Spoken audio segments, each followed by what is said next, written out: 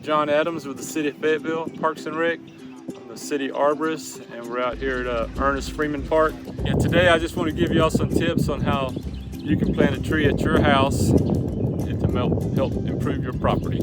Step one, first thing is call your local dig, check for underground lines. That way you don't hit any water lines or power lines, anything like that. After that, pick what type of tree you want, get in there and dig you a hole. You usually want your hole a little bit bigger than your root ball than what you're planting.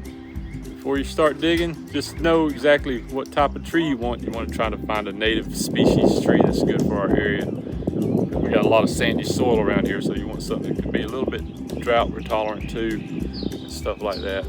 You don't want to plant them too deep. If you plant them too deep, when you're planting them, you don't want to plant them too deep because you're smothering the roots. A lot of your feeder roots are in the upper 6 inches. As trees grow, they'll get their stabilizer roots in the ground, and then the roots come out up to the upper 6 inches.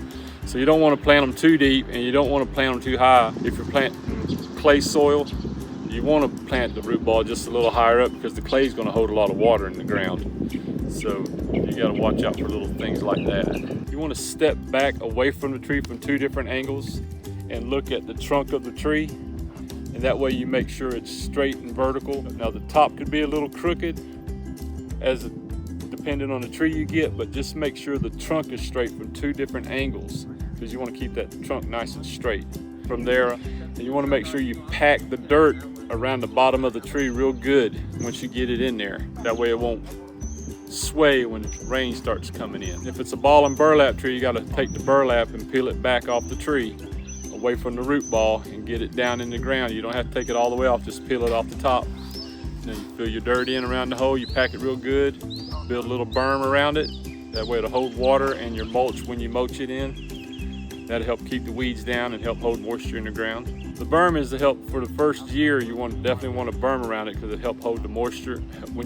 Helps hold water when you water in there. It concentrates the water right there on the root ball itself when you're watering. And you definitely want to water at least twice a week, 3 times a week for the first year.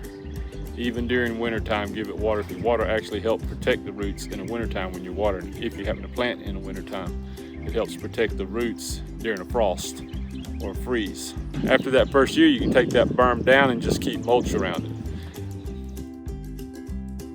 Yeah, when you mulch the tree, you don't want to make it look like a pyramid, a big ant mound around the tree all up against the bark of the tree. You want it nice and level, good and flat, and only a couple inches thick, 3 to 4 inches thick, but don't berm it all the way up against the bark of the tree. You want a nice level mulch ring around it because you're holding moisture in around that bark, and that could cause root rot or bark rot around that tree.